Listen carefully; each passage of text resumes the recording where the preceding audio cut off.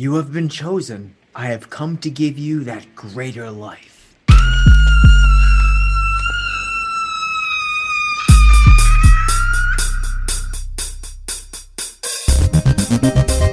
Jason is my son, and today is his birthday. You can have dinner with us. My brother makes good head cheese. Candyman, I get cheese. Candyman. We all go a little mad sometimes. Welcome to the final podcast, the last podcast you will ever listen to.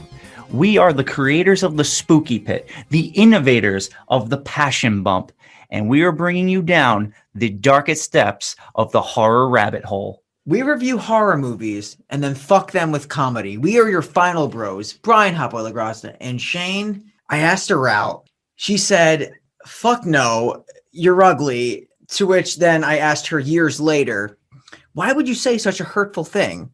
And she's like, I never said that. And then I'm like, oh, maybe I was dreaming, Smith. And we are joined by our Scream Queen, Jen, the producer. We are ready for week 3 of Cult Classics. Yes, we are talking about a little-known movie, The Sect. It is a 90s cult movie, and it's something. Yeah, little known is right. It was so hard to find. I was going back and forth trying to get down the back alley of the web. Like, I was like, all right, can I find it on the black market? Like, where can I find it? It's not even listed as The Sect. It's listed as Secca or something, like the Italian name. La Setta. It's also known as The Devil's Daughter. That is correct. Which is a secondary name for it. Yeah, it's hard to find. It's not that great. Without further ado, let's just get right into the Spooky Pit. Kelly, a teacher living in isolation, discovers a well in her basement and is pursued by a satanic cult. The movie is directed by Michele Soavi. Soavi? Something that's close to that. It's definitely a horror movie, and it stars Kelly Curtis, who's the sister of Jamie Lee Curtis, as Miriam Kressel, Herbert Lom as Moibus Kelly, who's a creepy fuck, Mariangela Giordano as Catherine, Michelle Adadi as Frank, Thomas Arana as Damon. I just want to add before we do this now, if anyone else out there knows of a movie that deals with cults in the 90s, please contact us and let us know. Because I couldn't find one, and that's how I found this. No, but like totally, I've never heard of this movie, but I was definitely interested to see it because I love watching these cult movies, and I like movies where like there's so many like moving parts that try to come together. I mean, we'll see if they really do come together at the end. Wait, that's a debate. Be specific. Do you want ones that were made in the 90s or ones that take place in the 90s? No, made in the 90s. Oh, there you go. Okay. That like were made in the 90s. It wasn't a popular time for cult movies. No, but this movie's produced by Dario Argento, so it's not like this was like a... You can tell, too, it's an Argento because of the noise and sound and music in this movie. Oh, for sure. The 90s was after the Satanic Panic, so that's probably why we stopped seeing them. Yeah, that makes sense. There's so many cult movies in every other generation besides the 90s. Like, I just feel like it was very slasher heavy. Yeah, the 90s were just organized cults where you didn't know they were a cult right away. I feel like in the 70s and 80s, you kind of knew that you were getting into a cult. Like, they were kind of everywhere, especially in the middle of the Satanic Panic. But in the 90s, they were just like, we just found a bunch of serial killers, man. We got to focus on that, just the stalker portion. But speaking of the satanic cults, this is definitely deals with the occult. Oh my God, yeah. Yeah, without a doubt. This movie opens up with a establishing shot of a red lake, red river, kind of. It's like blood red water. I don't know exactly the body of water term you wanted to define it as. Yeah, well, regardless, there's a bunch of hippies just slingshotting rocks at a clock. That's it. I mean, the horse with no name is playing in the background. Yeah, they are playing America. That's a banger track. Literally just people chilling. Like they're not doing much. They're just hanging out. And you think like this family has a lot of significance, but not really. They're really only here for right now. Well, for some context, it's definitely 1970 in Southern California, and they're doing what all hippies do at this time, slinging rocks. And young boy is peeing on a rattlesnake. Yeah, I'm pretty sure a hippie girl is also getting her breast tattooed with a butterfly. I think painted. Paint, that's not a tattoo? Yeah, it's paint. He was just body painting her. Yeah. And I think there's a bunch of bikers watching them. Off in the distance. Like I said, young boy is peeing on a rattlesnake. He gets scared. So one of the women hippies says, Mark, go find Jimmy. I don't know why I gave her that accent. They're completely American, but that's what happens. That's fair. And I think Mark approaches Jimmy and he notices a man walking towards him in the sunlight with like a long robe, and a headband. Now, I have to ask you guys, I instantly thought this guy was Charles Manson. That's interesting because he kind of had like this like Jesus look, but I totally understand where you're going with like the. Well, Charles Manson thought he was Yeah, Jesus. He had long hair, kind of like embedded in hippie culture. Yeah, His name is Damon, and I'm pretty sure he starts quoting "Sympathy for the Devil." he does, because the girl responds to him by also quoting the Rolling Stones. So they're just having a Rolling Stones conversation right now. The guy doesn't seem thrilled that she's doing that, though. No, He's because kind of annoyed. it's like, I guess part of like we'll learn his cult speak, but she just thought it was the Rolling Stones. He was super serious, and like their tones were not meshing, so I feel like it was super awkward for everybody. So she invites him to dinner because, a hippie group, they're not a cult. And that's just what hippies do. They just, peace, love, have some food with us. He eats with them. It's very pleasant. The evening doesn't go wrong at all. Oh, not at all. Especially when in the middle of the night, a woman is moaning and the camera shows Damon stabbing her with a knife. He doesn't throw a severed face into the fire. No, absolutely not. None of that ever happens. They also loot the entire camp, and the camera just pans over a ton of dead fuckers. Hippies. You don't have to call them that. I mean, you can call them whatever you want. That was a little rude. Yeah, there's children there. Dead children, though, now. Sure. And then I believe he offers a sacrifice to the devil. He does. It appears to be a scalp. The woman's face is what I took it as. Oh, is there like her skin face? Yeah, skin face. Gotcha. See, I thought it was a scalp, but skin face makes sense. Yeah, it's something like Leatherface would wear. Great. Damon is then shown talking to somebody inside of a car that cannot be seen. And he tells Damon, you did good, but it's not time. It may not be so for years.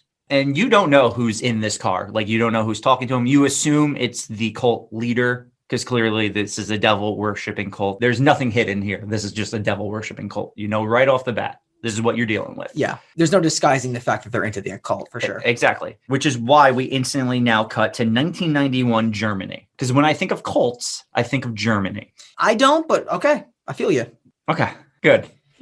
A woman is staring in a shop window at a painting of a lady's heart with needles and syringes inside. She's walking past this doctor who just seems to be following her. She ducks into an alley, turns around to see that nobody's behind her, but she opens the door to her house. And apparently the doctor's in there because he can teleport or something. Yeah. Do you want to explain that to me? This is a please explain to me. I have no idea how he beat her to her house and is in there. Yeah, I don't get it. I was like, she looks scared. She looks like she's running from someone. Classic like horror thing. He appears in front of her. Like, great, you took notes from Jason. That's nice. Kill her now. Perfect. Which he does. He stabs her instantly. If you can't tell, I'm not very enthusiastic about this movie. I didn't particularly enjoy it, but you can kind of guess most of the things that happen. I don't like occult movies, so where I'm so thrilled to be almost done this month. So you didn't enjoy The Society or Devils? Certain aspects of it. I didn't really enjoy Devils. Society was interesting, but Society was such a cliche of the time period that it was made that I was like, this is so dumb. I just wait until we get to the next two after the Sect. Can't wait. Yeah, so this guy stabs and kills this girl. And then we cut to a subway, and there's these two rough toughs just standing in the subway, and they're eyeing up this girl's purse. Now, this guy is slick. Because he has this like newspaper trick where he puts the newspaper there with one hand and then tries to steal the purse with the other hand. Like they wouldn't notice. The woman automatically does. So he goes for that trick again. But the trick is on him because he's going for the guy who just killed the other girl. And he sees this like a cross chain dangling from the pocket. And when he pulls it out, he pulls out a human heart. Oh, yeah. This guy is what we call stupid. You mean you don't take the New York subway with a heart in your pocket? I mean, if you put plastic on it, like it's going to smell. Like, I mean, if you don't want people around you, sure, let it reek. But it's also going to stain your pants. Hold it in plastic. Make sure it doesn't touch anything. That's what I'm thinking. Like the heart juices would be leaking through his pocket. Exactly. So I'm calling a bluff on that because there's no heart juices coming out. I'm with you. So lady notices and screams, and they drop the heart and then just run away. The best part is the guy who was getting pickpocketed is now who everyone is after because he had a heart. Yeah. And the police chase him. It's a good chase. Great chase. They get him, honestly, in like 10 seconds, but very easily intercepted by the police. Yes. But these police officers aren't great at arresting because they put the gun next to the guy's head as they're handcuffing him. And he does one of those like Steven Seagal gun twists. But instead of like twisting it to shoot the guys and get himself out, he shoots himself in the face. But he does mention before he dies that he was a pawn in this. He does say that. Again, what we like to call stupid. All right, you're being a little harsh. The movie's not great, don't get me wrong, but a little harsh. It's like one of those movies where there's a lot of moving parts and you're waiting for it to culminate to something. Oh, this is my movie where I'm gonna rip it. Okay, that's fair. It pissed me off enough that I could barely find where to watch it. Oh, don't worry. Was it because of all the blue goo? Oh, we're going to talk about a lot of blue goo. Yeah, we are. We're going to talk about how no one explains it or even online. Can't even find it on Reddit. Just wait until we get to the pelican sex scene. That's kind of hot. Speaking of hot, Speak for yourself. the scene transitions to an older man packaging up a box. He grabs his bird. He's like, it is time. Frees the bird, moves his clock ahead, leaves the house with the box, dropping his keys into the ocean from a bridge. Now, do you think he too aggressively grabbed that bird out of the cage? Yeah, it was unnecessary. It's a strong grab. Yeah, it was a little too strong. At least he let the bird go. I thought he was going to like eat it for a It second. was an Epstein grab. A group of people are traveling on a bus as the audience sees a lady and two guys with dark tinted sunglasses. Right. Two pretty women, a pastor, and a man with a package. These are the people who are riding on the bus. The lady's listening to a reporter mentioning that the doctor, previously shown, was the killer of a girl who'd been brutally stabbed. The investigation has been cutting down on satanic cults. The man with the package, at this point on the bus, starts coughing uncontrollably, and two ladies do check in on him. One grabs his package, and he tells them leave him alone. He can take care of himself. I think she tries to stop it from falling because he's kind of like falling over and leaning over. So she just like touches it as if like to pull it up because he's dropping it anyway. And he's like, don't touch it. Yeah, he's kind of like dying on this bus right now. How do you feel about putting shit in your eyes? Hate it. Yeah? Yeah, I hate it. I can't even put eye drops in my eyes. I have to hold my eye open. Actually, no. I keep my eyes shut. I put it in the corner of my eye and then I hold it open to get any eye drops in if I have to. You guys ever gotten any eye work done? No. No? I can't even get contacts because I don't want to touch my eye. Same. It creeps me out. It doesn't creep this guy out though because he pours a brown liquid into his eye. Ew. I don't know what it is. It ain't good though. It's a liquid droplet of some sort. The scene shifts and the man with the package puts that package down. He walks in the middle of the street, stares into the sun through his fingers. A lady is now driving down the street pretty fast, swerves to avoid this guy who's in the middle of the street, crashes her car on the side of the road. The lady, including several people nearby, check on him, and after not being responsive, he awakes and is very concerned for one thing, that package. The package is okay though, which is all that matters. You know, the woman is out of the car. She's offering him help, but he says he's fine. She offers to drive him to the hospital, but he does not want to go to the hospital. So she basically says, let me take you home, which, like, why?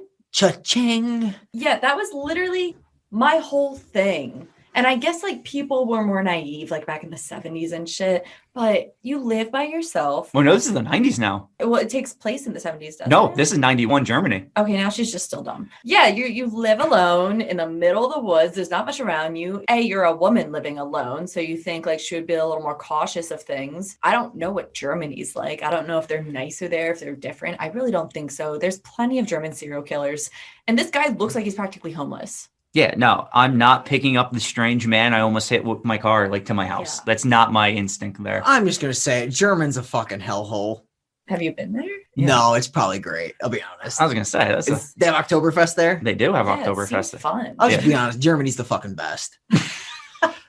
Good 180. Yeah, you're having mixed feelings over there, Bri. But yeah, I thought it was so dumb. Like I was screaming at the TV the whole time because I'm like, bring him to a convenience store, take him to a diner, like get him a meal to eat, make sure he's okay. But don't bring him to your home. That we will learn she's only been living in for about 7 or 8 months. Yeah, I think it was 8 months. When they get to the house, he kind of like puts off this like, I've been here before. Oh, this looks Yeah. familiar kind of. And then like she says something about this to him. She's like, oh, you've lived here before? He's like, no, I know places that seem similar to this. Yeah, and he tells her not to let in the sun, which was interesting. He tells her he's exhausted. He's come a long way, but guess what? He's still got a long way to go. Where's he going, Shane? Nobody knows, but I'll tell you what I do know. The woman's name is Miriam, and she owns a rabbit named Rabbit. And she's also what we like to call stupid. All right.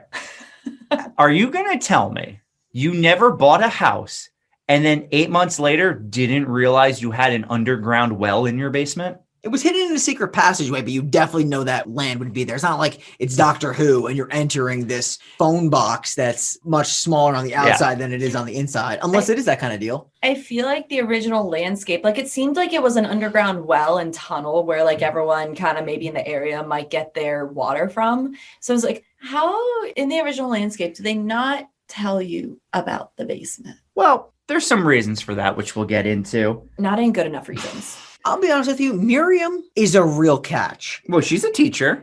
And she makes him tea. And she watches him pour brown liquid into it. That's true. He does tell her he's psychologically unwell right now. But she's not the best host, because if I'm getting tea from someone, there's 3 things I want them to offer me with my tea. And it's cream, sugar, or pea. And she didn't offer any of the 3. That's fair. I know you. Most importantly, you need 1 tablespoon of sugar. Yes. No more, no less. It helps the medicine go down. Could be as much pea as you want, but 1 tablespoon of sugar. Yeah, no. Just a spoonful of sugar. Can't do more than that. I can't. It's just too much. She doesn't offer any of it though. No, she's a bad host. She's a bad host, but she's also dumb. So She then opens up a little bit that she never met her parents. They talk about these Rolling Stone magazines that they see. And he's like, oh, they were such a profound band. He also mentions that he's not really into music, but he's into religion. She's like, oh, religion helps you live better, right? He's like, it helps you die. At this point, I'm like, dude, get the fuck out of my house. Well, yeah, because then they go into this long conversation about, are you scared to die? Do you want to die? she must be very lonely. Yeah. Well, she wants to shoot for the moon so she can claim her birthright. What? Did she say that? 100%. I don't even remember that. What a line. He kind of like drops these lines here and there. So he's That's like, her birthright. he's close, which is why he doesn't want to die. He doesn't feel safe in the house. It faces an improper direction. This guy's all about the astrology, apparently. He's a very interesting guy. But he has to be taken to a bus stop. Yeah, so she says she's going to take him to the bus stop, but then the phone rings. How do you feel about this character, her good friend Catherine that she works with? Catherine's the only smart one in here. Yeah. Really? You think so? The first time we see her on screen, she's like, why did you let a nearly homeless guy in your house? Like, at least she wouldn't have let him in her house. This is why Miriam is what we call stupid. Stupid. But I would say Catherine is kind of the opposite direction, where she would bang everybody else that was not the old hobo. That's true. She does kind of say if it was a younger guy, she would have brought him into the house, which might be more dangerous. A younger guy that doesn't look homeless, at least there's some rhyme or reason. Well, like any old homeless man, though, after this phone call, he's passed out on the couch. She does cover him with a blanket. She's very thoughtful. She's a great host. Just kidding. She didn't offer pee in the tea. Yeah, let's let the hobo sleep in the house. That's a good idea. That's how someone just takes your house. They fall asleep on the couch one day. Next thing you know, they're sleeping in your bedroom. Yeah. She locks the door to her bedroom. Apparently that doesn't matter. She's in bed now. She grabs a bride and a groom that are in a snow globe and she prays with it. Above her bed, she has this odd picture of a kangaroo. Did you notice that? That kangaroo posing? No. Okay. Just me then. Why? I'm just pointing it out, the detail. Could have done so much better symbolism. Like you could have put like the bird in a frame behind her, but a kangaroo. Like describe my face. Puzzled. Confused. Yeah. And irritated. We got kangaroo, but now we also have a old man starting to unwrap a box downstairs. Oh, yeah. Unwrap me, Shane. Old man is unwrapping this box. Then start to get a POV of someone walking up the stairs. Unlocking the door to her domicile. We could call it that. He's kind of like walking around Miriam's bedroom and he starts to take off her blanket. Let's be honest. This guy likes to watch, which is something that I do. I like to watch. Well, yeah, because then he like stands over her and then he kind of takes out this bug. It's a bug. It's like a long beetle. I think they refer to it as a scarab. Okay, that makes sense. Now, this is like really creepy because I hate bugs in general. So to see this bug now crawl into her nose, Welcome to the club. very unsettling. I like to point out at this point in time, I, for one, would have woken up. A guy's in my room getting close to me. I would have been up, alert, and sprung out of bed. No. Raising your body, and when he puts the bug in her nose, he like holds her nose closed. Like you wouldn't wake up with that? Brian wouldn't. That is I such- think that guy could have just been packing bugs left and right into Brian's nose and he would have slept through the whole thing because I've seen it. I think you torment me so much on this podcast I only torment your ability to sleep through literally a nuclear holocaust. Did we mention that the rabbit that she currently owns is a white rabbit? No. I think it's an albino rabbit. Yeah, it's an albino rabbit. And typically white hairs and rabbits were mostly the symbol of chastity and purity, which I feel like is how the cult feels about her in this movie. Like, spoiler alert, she's kind of their Virgin Mary in this movie in a way. Oh, maybe she is, but I wouldn't consider her like a virgin, but I agree with you. She's like the closest thing to. We don't ask and like they don't tell us if she's supposed to be a virgin, but she's supposed to be their Virgin Mary, like their type of that. So I talked to Shane before the podcast. Would he not? We gotta do a whole fucking debate about it. He said he'd only do it if it was in the well. So once we get to the well, we can have a broader conversation on that topic. Okay, that sounds good. I actually don't remember this conversation. Well, other than that, to the well. Oh, wait. No, before we go to the well, we have to talk about this bunny, this rabbit, because I need to point out this is not an ordinary rabbit. This rabbit is an active member of the cult. Explain. That rabbit is pure evil. It will do things to hurt the non-cult members to bring them into the cult later on. I don't want to spoil too much, but this bunny is either like a demon bunny or just a bunny they've trained to be a member of the cult. Pause for effect and proceed. So after the scarab goes right up the nostril where he'll nest and find his home, the scene will shift to her picking some red flowers. She hears the baby crying and she sees her rabbit in her nightgown. She follows the cries to this tree. It's a sparkling tree. You notice the sparkles on that tree? I did. It features these metallic chimes, and there's a naked man strapped to it with ropes. She tries untying the man by biting off the ropes, but she then falls down, sits up, and notices her body is extremely long and far from the tree. Yeah, this probably doesn't matter. Was that a man tied to the tree or a woman? I thought it was a boy. Okay, so we have 3 different takes on this. Yeah. They don't show a face. The chest seems flat, so I thought it was a male. I just assumed woman just because of the theme of like... Somebody was tied to that darn tree. Yeah. But can we talk about how long her arms are? Well, she's got long gown on. It is a long gown, and those are long arms. Yeah, no, it's all long. It's a very long scene. It's also a long movie. Yeah. She's now tied to the rope as the camera follows the rope under the nightie, and there's a bird with a very large beak that appears and pecks her neck repeatedly. Is that a pelican? I have called it the pelican. We're going pelican. It's also a demonic pelican. Oh, yeah, big time. And she wakes up with a gasp. She hears a noise outside her closed door, and it's that rabbit. It's the demon rabbit. The rabbit got outside the door, but when she went to bed, the rabbit was actually inside the door. How's that possible? I don't know. They're not doing a very good job with like being stealthy. Because the man was in there. Nah, yeah, we don't. We Sorry, don't. I want to explain it to you anyway. Yeah, thanks. I didn't know. Yeah. But she hears a noise from downstairs, and this old fart is on the floor. The room is a mess, and he's foaming. He ain't looking good. So she goes to call for help, but the phone doesn't work. For some reason, the phone just is, it's done. It never works. So she leaves the house, and she says, I'm going to get help. Don't die. Because he has control over that now. If only she was so lucky. Yeah. So she drives to her doctor, who isn't there.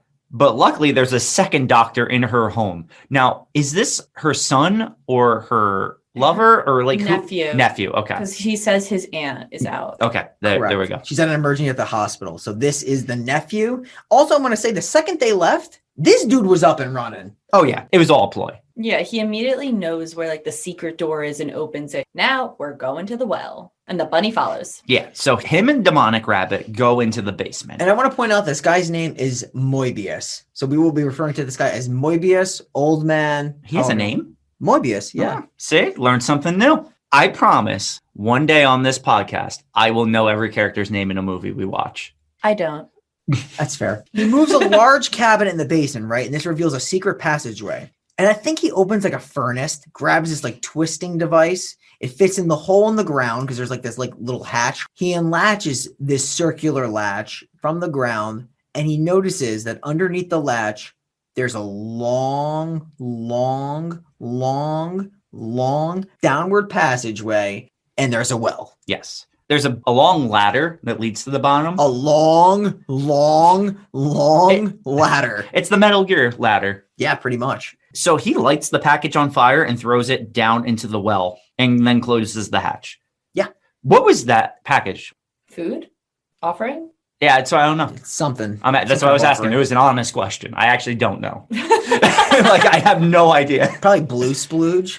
So you're saying inside the package was the stuff to make blue splooge? I think it all happens after that, right? It does. Whatever it was to prime and ready the water for what they were going to do to her. Okay. Exactly. The old birthing water. Because we did look up before recording this what the blue stuff was and read it, nothing said. And I don't feel like diving deeper because I already dove deep enough just to watch this movie. So I don't feel like looking harder. I think they were almost too vague on what they were trying to do here. Yeah. So it's not worth looking into. I agree with you, Jen. So after he closes the well, he starts dying. His brown goo spills, so he can't put it in his eyes. And he actually does die and puts a piece of cloth over his face. Yeah. And he dies with the cloth imprinted onto his face. It's literally like has his facial features embedded in the cloth. And now this cloth is the third most important character in the movie. Yeah, literally. Like, I'm surprised the cloth doesn't have an IMDb credit because that's how important it is. I think the rabbit goes to check out the droplet bottle too. Yeah, no, the rabbit's like, dude, you died a little too soon. So Miriam is now back with Frank. She notices the old man is not where he was previously when she said that he was like on the floor. The doctor, mentioned, maybe he went out for an evening walk if he's that old. He starts sneezing and then just rips this rabbit to shreds. Yeah, he hates rabbits. He's allergic to rabbits. Fuck You rabbits. can't blame the rabbit for not liking him then. It's true. It's true. It's his fault. They're going to the basement. And obviously at this point, that secret passageway is open. And she didn't know it was there because she's only been moved in for 8 months. Yeah, no, and it's literally an underground tunnel system. Like, there's just tunnels going everywhere. There's tapestries, there's boilers and furnaces and wells. Finds the man's body, and the doctor immediately pronounces him dead, and then asks Miriam, so, Chili's? Yeah. The doctor notices scarring on his wrist, indicating that he's had to try to kill himself at least once very recently. He checks for an ID and sees a ticket mentioning he was headed for where they are. Yeah, so his trip was kind of over already, despite him hyping up this big trip. Then an ambulance shows up, and they take away the body, and Miriam's like, who the fuck called an ambulance? And the doctor's like, I don't know. That's nice. He didn't mention like he had to call the ambulance before he died. That was like the rationale for it. And I'm like, the phone doesn't work, so he wouldn't have been able to. They really don't care. They just came in, took him away, and was like, all right, cool, thank you, we got it. But something very important happens. While the body is being dragged away, a book falls out. It's a tiny little thing, It is. but it's an important book. It is. And it just sits there for maybe a day. It does. And the doctor leaves, but not before Frank asks her to stay. He asks her if he can call her in the morning, and then he tells her no matter what she says, he's definitely going to call her in the morning. Yeah, he's into it. He can't take no for an answer. You feeling some vibes here between the two of them? Okay, so Shane, you're the romantic guru. Why don't you tell us, where is this relationship headed? Do you think they have a future? Oh, no, they're done. That's your take. Yeah, he's allergic to rabbits, and she's a rabbit girl. Okay. That's it. I mean, it's never going to work. It's like if a cat girl meets a guy who's allergic to cats. How's that? It's not going to work. You get one that doesn't shed. Well, I guess you could get one of those Hairless? Dr. Evil cats. The hairless cat? Yeah. I'm trying to get one. I love them. Do you really? I do. I mean, they're cool if you like cats that look like a scrotum skin. They're just constantly looking around and being like, where are my clothes?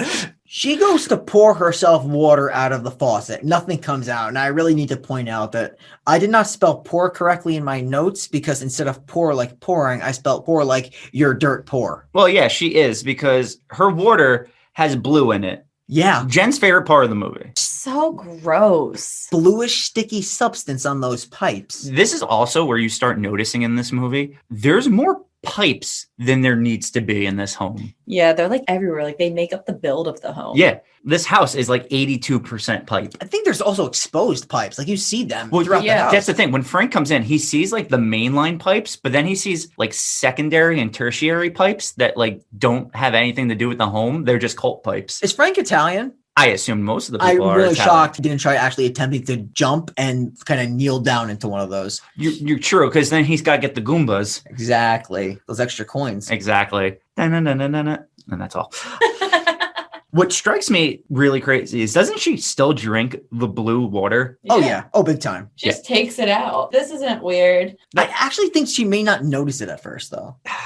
I think on the first glance, she actually doesn't notice God, it. it's hard to not notice it, but it's very possible because, as Jen established, she is dumb. There you go. What she does notice is her rabbit is in the basement, makes a noise by the furnace, and she notices the furnace is open and there's a lady standing there. Yeah. Some random ass Asian lady is just in her house, and we have no idea if like these underground tunnels go to any of the other houses, but she's like, what are you doing in my house? Who are you? And she just like proceeds to chase her, and then she goes up through the stairs through her house, and I'm just like, where are these people coming from? I mean, it's explained later, kind of. Is but it? It is, but it isn't. She's like, Miss, what are you doing in my house? She's like, I don't speak English. And she starts like heading up the stairs. She's trying to she get out of says there. it in English. I don't speak English. Yeah, exactly. Migo, hungry, as Miriam rips off the cloth that the woman has on her that Mobius was using, because she was running away with the Mobius cloth. Yeah, she was. Now comes the best scene in the movie. This rabbit is now channel surfing. And I actually mean the rabbit is using the TV remote to find what it wants to watch on TV. And it ironically flips to a channel with a magician pulling a rabbit out of a hat. And the rabbit doesn't like this. No, he's terrified at this. Yeah, so the rabbit changes the channel and watches Cult Talk Live. Exactly, with Justice Jonathan Ford, who is actively seeking out the disappearance of Mobius Kelly, last seen in a London crash, but reports mention he was seen afterwards in Europe. And then we find out the rabbit also moonlights as a plumber, and he goes into the sink to fix the leaky faucets. I'm glad the rabbit is staying informed. I'm telling you, this rabbit might actually be the secret leader. And I would say that Miriam's the best teacher of all time, because when this scene's going to transition, she's teaching animal sounds. Yeah, what grade does she teach? Very low. I don't know. Grade school. Okay. I was just curious, like, when do you learn animal sounds? Who knows? I think I learned it in like the 4th grade. They don't seem Yeah. toddlers. They seem like just young kids. So what is that, like 3rd grade? 4th Maybe, grade? yeah. The cow goes moo. She looks out the window, and her student Sam, her mother, is outside waving at her. It's very weird. All the kids are drawing, but when she looks at Sam's drawing, it's a black bug, the very similar bug that went up her nostril. Yeah, and she learns that Sam has gotten this idea to draw this because of her mom, who constantly draws these bugs. All the time. Studying them, right? Yes. And I also found out that Jen, our producer, loves bugs. Fuck directly off. Accurate. I hate bugs so much. Like anything going into your body that's not supposed to, I hate, but bugs specifically because they're just like crawling around, and some bugs just eat you from the inside out. I hate things that go into my body too, like when Shane sticks his fingers up my hoo-ha. It never has happened. I was actually going to, stay on topic and say, just wait until we review the movie Mimic, but, We can circle back to that when we get to that movie. So as Miriam's pondering the drawing, clever camera work here depicts a zoom in up her nostril, making that little bug noise. That's about the best camera work you'll get in this movie. Oh, the camera work exists. It's all right. The kids are getting out of school, and all the kids are picked up by their parents except for Sam, because her parents are losers. Well, no, she's a loser, and who wants to pick up their loser kid? I guess. But the mother was out there before. Yeah, but she ain't out there no more because she realized she has a loser kid. She was like, I don't really feel like it today. Yeah, fuck this kid. So Miriam is speaking with Catherine, her friend, who tells her, how crazy she was for letting a strange man enter her home. She lectures her on bringing men only if she has the intention of marrying them. This woman is a psychopath as well. I mean, if you live alone. She's like, only bring them in and then marry them. Yeah. There could be worse analogies, like, oh, bring a hobo in. He won't rape you. He can give you that hobo treat. Oh my God. Yeah, a bug up your nose. Gross. A little scarab beetle. Ew. It appears Catherine shouldn't provide any dating advice because she mentions she's older and is still single as well. Yeah, apparently she's very picky with the men she gets with, I believe. I don't understand why she'd be giving dating advice if she has nobody to date. Well, as we established, this movie at times doesn't make sense. Well, she hasn't said she has nobody to date. She's just not married yet. That is true. She could be dating around. She's got a career. She can take her time. Yeah, she teaches probably animal sounds. And she doesn't let weird hobos in her house. So we can That's assume that true. she's safe. She invites young boys. They never establish how young those boys are. Well, let's not get carried away with the young boys. They're not probably that young. No, they're not probably that young. She said, I think she might have even said young men. Like society probably just seems like she's older now. Yeah. You're 35. It's over for you. Yeah, literally. So then Miriam drives Samantha, is the kid's name. She Mhm. drives her home. The dad is there, and the dad is very concerned. So he calls the police, I believe he says, to locate the mother because the mother is now missing. And that's when Miriam goes into the bug room. The little girl takes her in there. Oh, okay. So the little girl takes her in there. And that's where she learns the history of like how the mom has been studying these scarabs, how they're like signs of fertility and another word. Evil. Yes, that one. They've been extinct for 10,000 years. These are special bugs. And I think Sam's dad even mentioned that she hasn't published her article yet. He asked if she's spoken to her wife, and overwhelmed by this and everything that she's experiencing in this room, she literally passes out. Yeah, and that's when the Asian woman from earlier comes in as the maid to this dad. So this is the connection Yes. of the woman that was in the basement is the maid of Sam's mother and father. And now I have several questions. Doesn't she faint though? Like, aren't they describing that the bug will usually eat you from the inside out? Oh, yeah. So the bug essentially will go into your brain, lay eggs, and then the children bug will all eat your brains. That's going to be explained in a couple of scenes. Actually, it's actually explained right now. So we explained it now. There you go. It kind of like does a zoom in on like Miriam's face as they're explaining it. And then she starts going off repeating other things about the bug and she faints. After the egg hatches, right, it dies because the babies eat their brains for like nourishment. Yeah, they get her back up. The Asian woman's there. Does Miriam notice that Asian woman is the one from her house? I don't remember. I don't think so. I don't think she even picks up that the woman's there. Right. Okay. Because she's just getting back from fainting. So she's taken home now by her friend Catherine. And this is like when Catherine finds the cloth with the dead man's face imprinted in it. And then a strong gust of wind blows this cloth directly into her face. Oh, right on there. Right on there. And now this cloth is just attacking her. Yeah, it's suffocating her. It's the cloth from hell. It really is. Because she's like trying to get this cloth off and it's not coming off for anything. No. Miriam at this point is looking for the rabbit. And then she sees Catherine literally bolt right into her with the cloth on her face. And she brings her to the ground. She removes it from her face. And then she goes to get water from the faucet. And this is where she knows blue goo is in the water. And she's trying to like actually pick the blue goo out of the glass. And she doesn't just like take the cloth off her face. She has to like peel it off her face as if it's like attaching itself to her. Yeah. Yeah, it's honestly like a face hugger from Aliens. Yeah, good analogy. Going back to blue water, she then pours another glass with more blue in it. And she's just like, all right, fuck it, I'm still going to give it to her. As any good friend would. Takes it all out and is like, Catherine, are you okay? And Catherine literally gets in her car and drives away. So then we cut to Catherine, now lady of the night. So she is at this like truck stop and there's these four guys in a circle around a fire drum and they're talking. And then she like drops lipstick to get one of the guys' attention. He sees her. She leads him into the back of his truck. His friends then go to look for him. And then he's just brutally stabbing her with a knife. Oh, yeah. And that honestly was shocking because I didn't think it was going to go that way. Oh, yeah. Neither did I. The seducer would be doing the killing. Exactly. I was just confused the whole way. Because then he's yelling to his friends, she made me do it. She made me do it. But I don't get why. No. And like his hands are covered in blood. And I think he mentions that like he did what she wanted and her face was burning. Yeah, I don't get it. I don't get anything that's happening here. Yeah, I was confused and I gave up.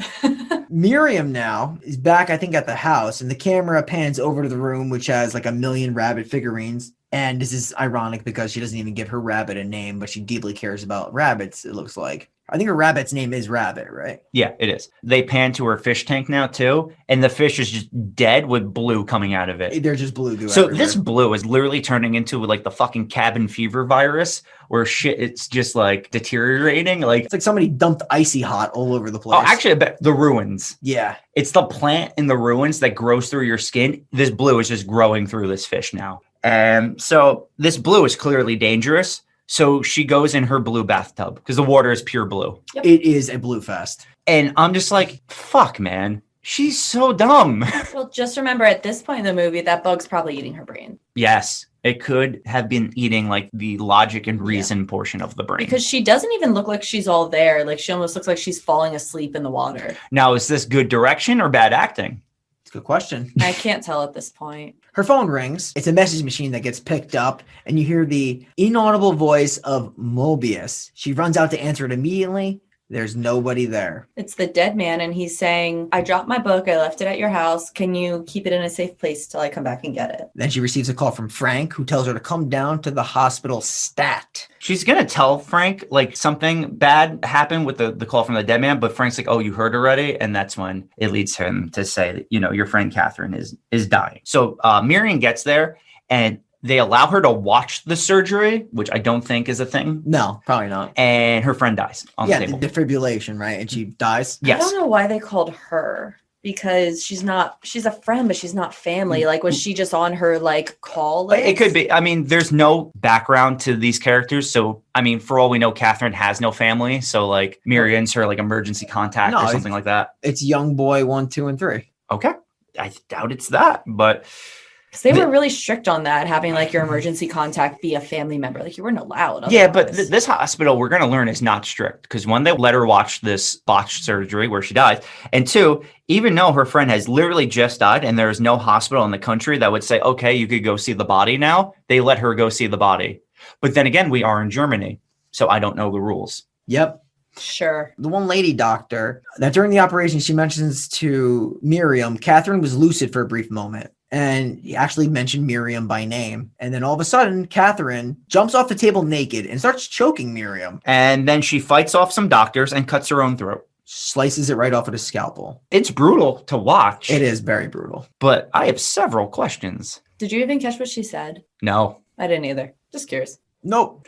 If you can't tell, we didn't really deep dive into this one. It was hard enough to find just to watch. The amount of effort it would have taken me to find anything else on this movie or rewatch it just wasn't happening. It's also a poor man's Rosemary's Baby. A lot of it is like similar to that movie, just not done as well. I also don't think that, like, in all honesty, it really requires that much research, to be truthful. It's an occult thing. There's a bug, parasite that eats your brains, and we'll get to what it happens to you later. But I really don't think there's like too much deep diving. There is holes. Let's get there. So Miriam and Frank now go down into the mortuary because they want to check old man's body. They want to make sure he's still there because of the phone call. Yeah.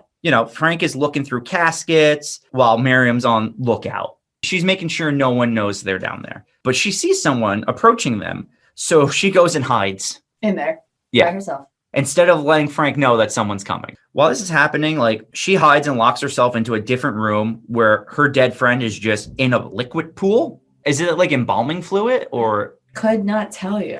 Okay. Yeah, not only they really specify, but it's some really weird stuff. I mean, it's in the mortuary, so they're prepping her to probably be embalmed and everything. That's what I figured, something like that. Frank is now like stabbing the casket with no name on it to open it. He's fucking like opening it like it's a can. No, he legitimately is. And when he first stabs it, this liquid shoots into his face. Sprays right into his face. Is it blue? No, I don't know. It just looked clear. Oh. But like when he opens it, it's just liquid and floating body parts in the casket. Yeah, and in particular, a nose, an ear, an eye.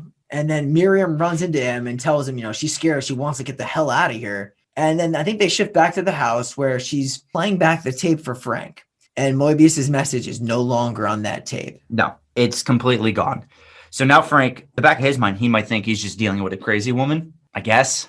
But he also did not find the body. That's true. So he's like, okay, well, there's some weird shit going on here. Like, I don't fully believe her. She kind of still sounds crazy, but she seems scared. I won't leave her alone. So she goes to sleep in her bed. Frank says he will go to sleep on the couch. And from that, a motorcyclist and a woman meet in the woods. And this is a big time meeting here, because Damon shows his arm branding to this woman. They have the matching same branding. They do like this little special culty handshake. And we should mention the man is the guy from the beginning of the movie who killed the hippies. Oh, yeah. Just so that's out there and known. Oh, he's in it. Yeah, he's in it. He needs his tools.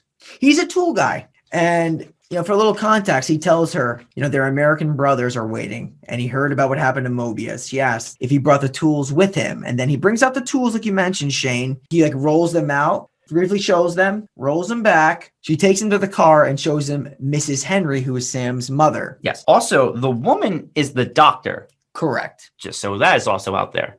Like certain people now that Miriam has been interacting with are all part of this cult. Yep. It's one of those movies where it's like everyone's been in on it the whole time. So in this car, Sam's mom is lifeless, mentions that Mr. Henry is one of them as well. Yeah.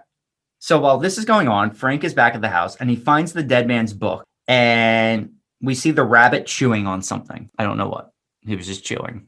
He was getting a little chewing. It's probably important. We have skipped right over it because there's the rabbit at this point in the movie. We kind of got by the end of the movie. The rabbit's just kind of there.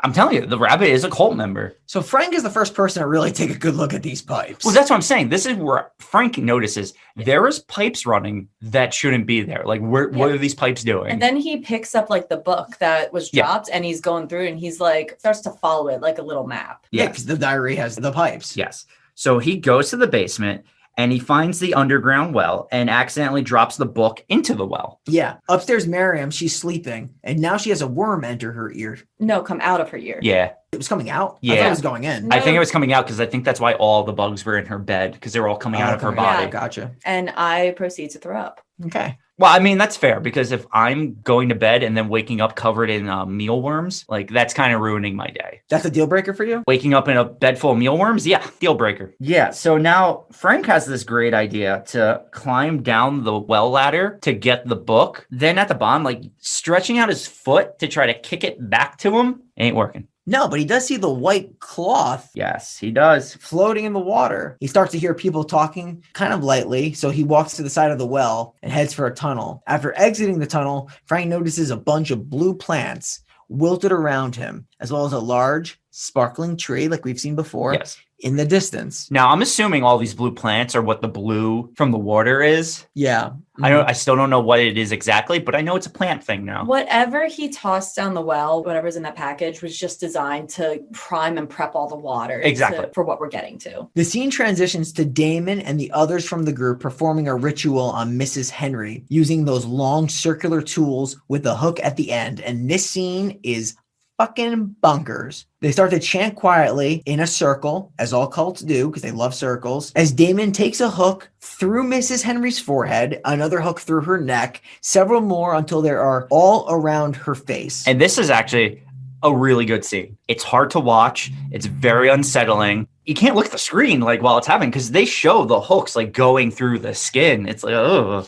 Yeah, so it's interesting. You know, everybody in this circle, they're holding up mirrors. They're reflecting the full moon. Then they hoist Sam's mother upside down from the tree as the camera's positioned from her point of view, showing Damien upside down, which is always cool camera work. I always love when movies do stuff like that. He starts to declare that they're summoning Shub Niggurath, the black goat of the woods. Did you pick that up? I didn't. You know I love the you're big the Lovecraft stuff. It's Cthulhu, but not this time. He grabs all the circular tools that were hooked to her face and then continues to say, "Come, I say the words, I turn the key." He then twists the hooks like he is turning a key, and her face is actually ripped off. Yeah. Frank sees all of this happen. And they then take the face of the woman and they place it on Mobius like he's Leatherface. And it kind of like melts into his own face. Yeah. And he, by doing this, Damon's like, "Together again at last, master." He comes to life, Mobius, and points to Frank, who's been watching all of this. He just calls him out in the woods. Yeah, so Frank runs instantly back into the tunnel. Now, Frank gets to the top of the ladder, and this is why I've been saying this rabbit is part of the cult. Because as soon as Frank's hand goes to the top, like he's going to pull himself up,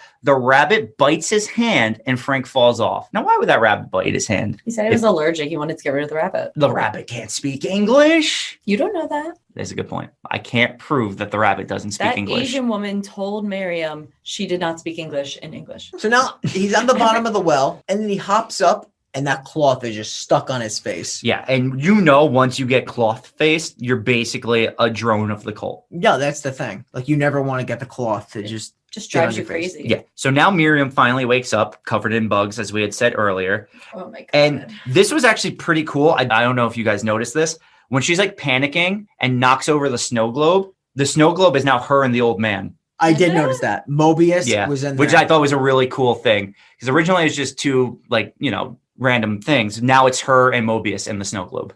She starts to call out to Frank, but notices that Frank is not in the house. But she sees muddy footprints leading to downstairs. Yes. She opens the door, And then Frank appears. She opens the door for him and he falls backwards. She tries to help him up, but he ties like this blue band around her wrist. Yeah. And he's like, I know your destiny. Now I know your secret. And he tries to stab her with a knife. He's like, I will save you. And then he tries to stab her, like you mentioned, but misses and only cuts her nightie. His aim is like Mike Myers at the end of Halloween. Fair assessment. She gets away from him. She's like, it's one of those like chases through the house. So she doesn't see anything. She thinks she's safe. She kind of leans up against a wall and then pickaxe right through the door. Oh, yeah.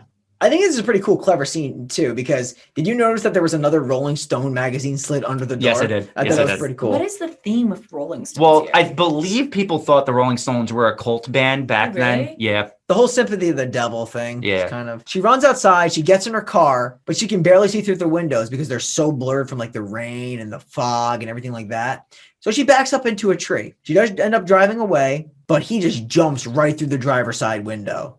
This causes her to swerve and crash on the side of the road. The car starts to leak oil as she gets out of the car, up through the window, and as soon as she lands, Frank grabs her foot from under the car. She eventually kicks him off and just runs straight back to the house. Once she gets back to the house, I believe she starts to hear the old man like talking. He basically says like, I put you through boarding school. I got you the teaching job. Everything has been leading to this day. Like, we have done all this for you. Oh, yeah. It's like almost like her whole life has been planned up to this moment, he explains. Yes. So then she gets a needle stuck through the tip of her nose, and she wakes up in the basement. I think she starts hearing flapping noises. They're coming from the well. And Yeah. then all of a sudden, a giant bird/pelican with a large beak comes out. We're going pelican, right? We've already established that. Yeah. So this is going to be our warning of the movie, because this gets very weird.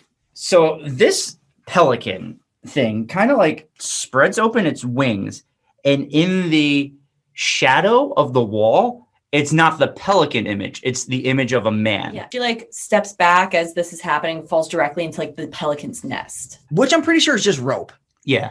Yeah, but it's shaped like an S, like enough where you know exactly what it is. Well, yeah, what it's Exactly. going for. Yeah. So the pelican, which is obviously the devil.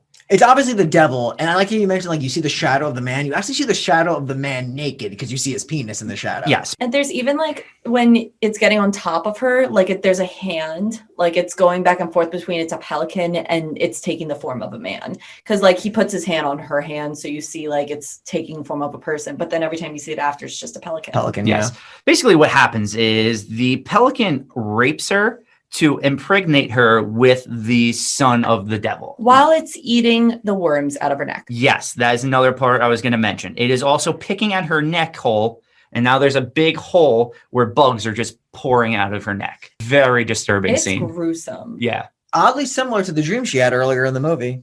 After all the bugs have come out and this has all been done to her, the doctor comes and the doctor treats Miriam's wounds. And the old man tells her she is not any ordinary human being. She has been chosen and she can't fight destiny. Yeah, it's interesting. The doctor's like, listen, you won't feel pain. 9 months will be like 9 seconds, which is almost true. They start to lift her by the rope that she's being tied up in. They bring her over the well. He tells her, when he who has no name created hell, this was one of its doors, as he refers to the well. He tells her it's their goal for everyone to abandon God. He says he gave her life when he put that sacred scarab into her, and then she's lowered into the well. Cut to Frank laying next to the car, and it looks like one of the guys is going to go over and just shoot Frank in the head just to kill him and put him out.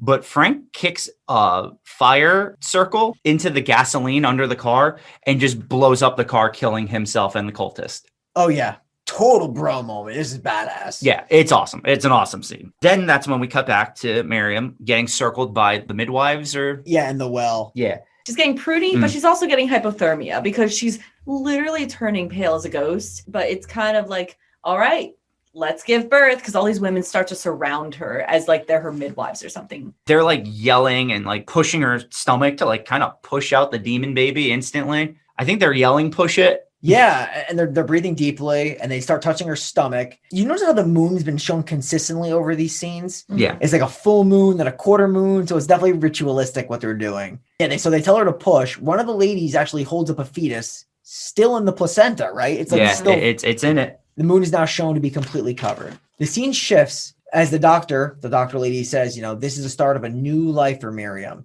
She hears the baby crying as the group is looking over it. She approaches it as everyone moves out of her way. They're like clearing the path for her. And Mobius is obstructing the view of the baby, but he turns around, he's holding it, and it's like a normal looking baby. Yeah. And Mobius basically gives her the option. You can raise the baby and be one of us, or that's it. You're done. And the scene kind of cuts because you just see Mobius and the group leaving and the baby's in Mobius's arms. So she made a decision. Yes, but that's not all, because then Miriam tosses the doctor woman who's with her into the well. Oh, yeah. And she like hits her head a few times on the wall as she's going down. Yeah, it's pretty bad, but she's gone now. But they're alone down there. So now she walks out. Like, no one has any idea that she just did that. Exactly. So she walks out and Mobius is like, oh, she's joining us. Yes. Mobius, for some reason, without any hesitation, without any questions asked, he's like, oh, here's the baby. Have fun. Yeah, thanks. Your mom now. She's like, wow, this is a great baby. Deuces. And just takes off. Now, this is where this movie takes a complete nosedive. I agree with you. It just this last 5 minutes, like, it's so bad. It's so fucking bad because she then gets chased down by the Charles Manson guy from the opening who's riding a motorcycle. And for some reason, he fucking just rams it into the fire and then blows up. I actually can't explain anything more than that because that is literally what happens. That was Damon's character, yes. Right? Yeah, they built this guy up from the beginning for this moment. Like, he's a part of the cult. This was such a stupid way to build up his character just to end like this. He never even gets back with the group. Like, I don't get the character. No, it's over. So once she sees that and she's like, well, that was dumb. She just takes the baby and runs into the fire herself. And Mobius runs in with her. Yes. So Mobius like kind of runs in with them. I don't know why either, because clearly her and the baby are both already on fire. So all three of them just burn to a crisp. And now, if this doesn't sound dumb, it gets even dumber because the next day, the fire department is putting out the ashes. They're like watering the charcoal bodies. And then you start to see the crisp charcoal coming off of just Marion. It's just coming right up, peeling right off. She's like alive still under it. And then you just hear the devil baby protected me. It basically that the devil baby gave its life to save her. And the movie ends. And I'm like, wait. Because she's his mom. No, but like. Exactly. No, it's a devil baby. Isn't it supposed to just want to control the earth? Like, if the devil baby sacrifices itself for the mom, like, the mom's not a devil. So it's like. Maybe this baby had, like, a little bit of humanity in it, even though she got scared. It's a devil baby, though. Yeah, I have no fucking idea. I know. She got the pelican dick, so.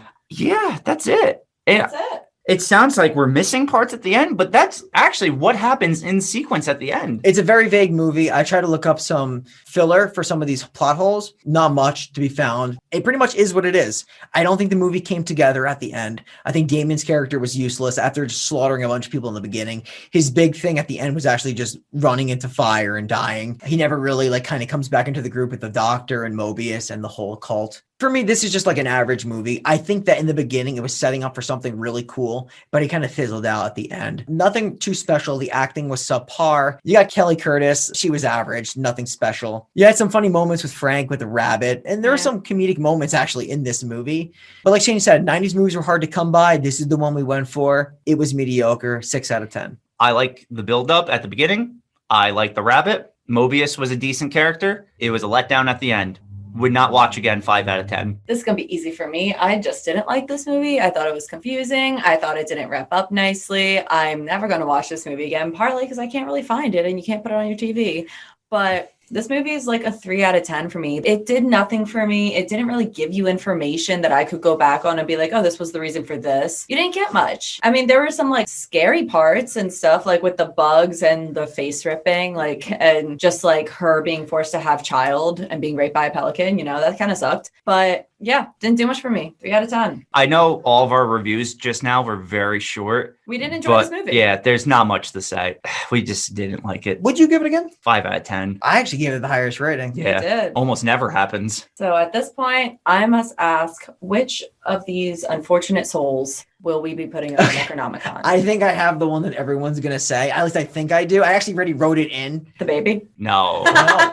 It The was motorcycle guy. It was Damon just fucking has to be. flying into the fire for no reason. She did this like little like sidestep, like a Michael Myers sidestep, but the guy just went fucking flying into the fire. I feel like it has to be The him. guy from the beginning, Damon? Yeah. Oh, I thought he died when Frank lit it on fire. No, that was a different guy he sent over there. Well, shit. All right. I'm fine with that. So, as I always do, here is my eulogy for this poor soul, Damon.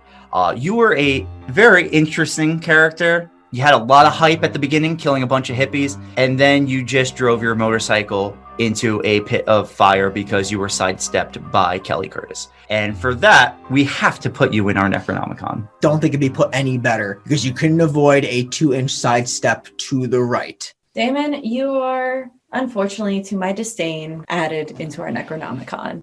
You bitch. And that is The Sect, our third movie in Cultathon. Cult Classics, Cult Month. So we have now hit the 70s, the 80s, and the 90s.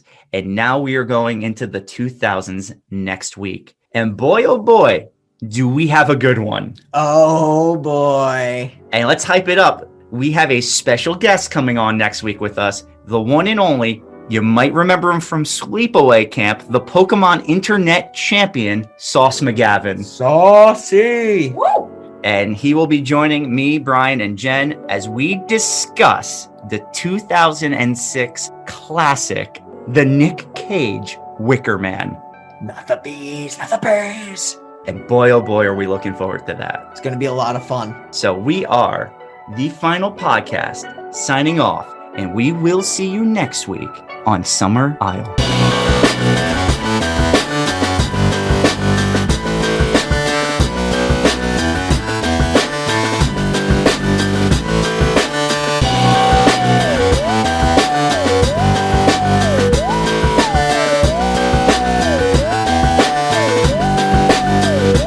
So if you haven't already, please follow us on Facebook and Twitter at The Final Pod Ever. Follow us on Instagram at The Final Podcast. And if you haven't, please, please, please, please, please, please give us a 5-star rating on Apple. It really, really helps Apple, push out our content and recommend us to other people to listen to. You banging Kelly Curtis? Yes.